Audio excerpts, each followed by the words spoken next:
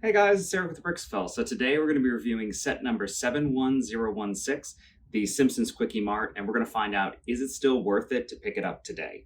So originally it was available from May 2015 to November 2017, and it was $199.99, so basically 200 bucks.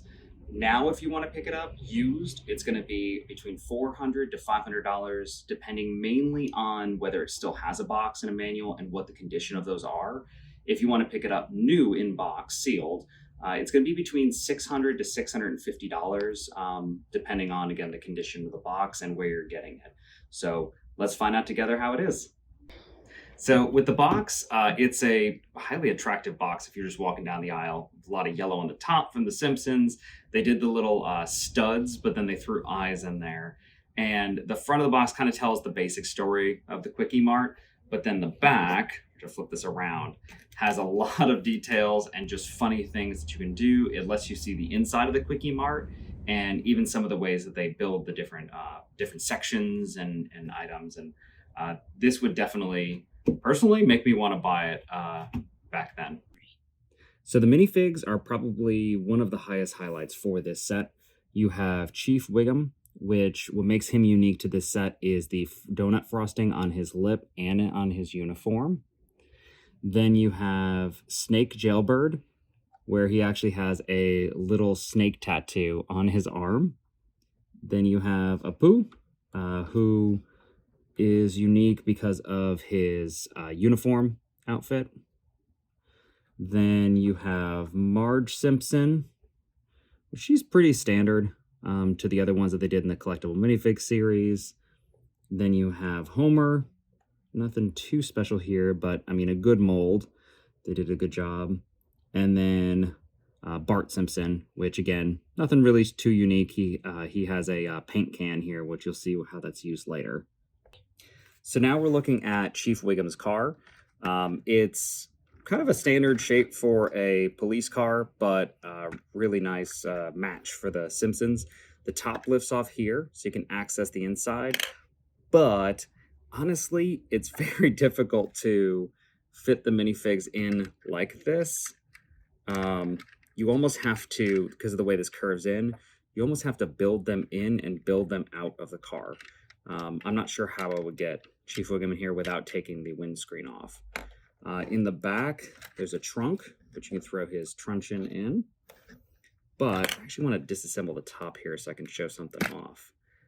In the front, right next to his speedometer, he has a donutometer. So make sure he doesn't run out of donuts. So starting out in the front, we have some packages, products stacked up on the left-hand side. We've got two Kwik-E-Mart parking-only signs. And then on the front of the trans light blue glass windows, you have two advertisements for Drink Up Buzz Cola and then the Jackpot Lottery. There's a bike rack for 3 bikes, and then we have 2 payphones.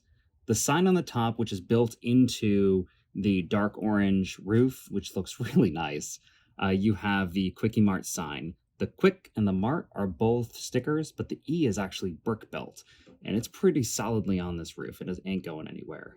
Along the side, there is a trash can area with a Technic bar that will hold up the door, and then the trash can can just slide out because they put the wheels perpendicular there.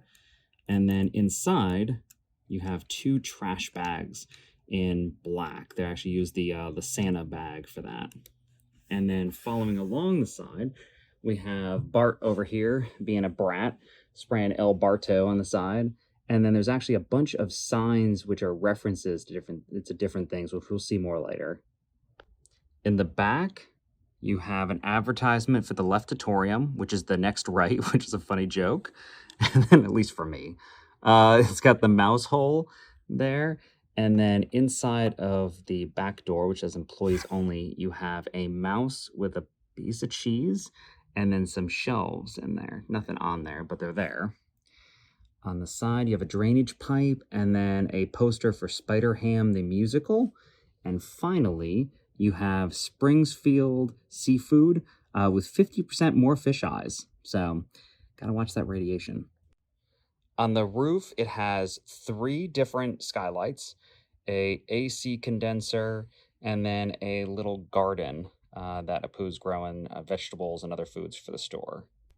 And then to access the mart, you actually open up the back. There's a little Technic pin there that you have to line up, but it opens it up to show the store, and then the roof actually lifts off. If you don't open up the back first, it is a heck of a time trying to lift this out, but I'll set that aside. And then the amount of details in here is just ridiculous. I'll go through each section, but it's just crazy. Starting off with the left section, you have kind of the food section, the donuts, the heat lamp dogs, some magazines, and then the ATM. And then you've got some fridges back here with some items. But the really cool thing that I like about this set, and it's kind of understated, but especially when you compare it to sets now, it would have been incredibly easy to make these all stickers for the fridges, but they actually do individual built elements for each item in the fridge. And then you have an entire coffee section over here, and then it didn't really show on the roof, but you got Apu with his love up here. So then in the main part of the store, you have the checkout thing, the jackpot, and just all these little details. You've got the Buzz Cola, the squishy, but then down here you have where some of it has spilled. And then this hot dog actually goes smoothly with the heat lamp dogs in this section. And that's the part, like, all of these sections work on their own, but they also tie perfectly into everything when it's closed. So if you were to keep the top off and look at it, it would make sense. The space is really well thought out. But then you've got some arcade games there in the corner. You've got a welcome mat. And then all of these shelves, every last one has built items onto it. And then, so Kwik-E-Mart, yesterday's food at tomorrow's prices. And then hiding in the fridge there is the old man who got frozen in there. And then I'm actually going to continue right around. When I say that things continue as if they made sense, with it being one building, the fridge actually continues seamlessly, where you can see inside of it when it's open, but it all just flows.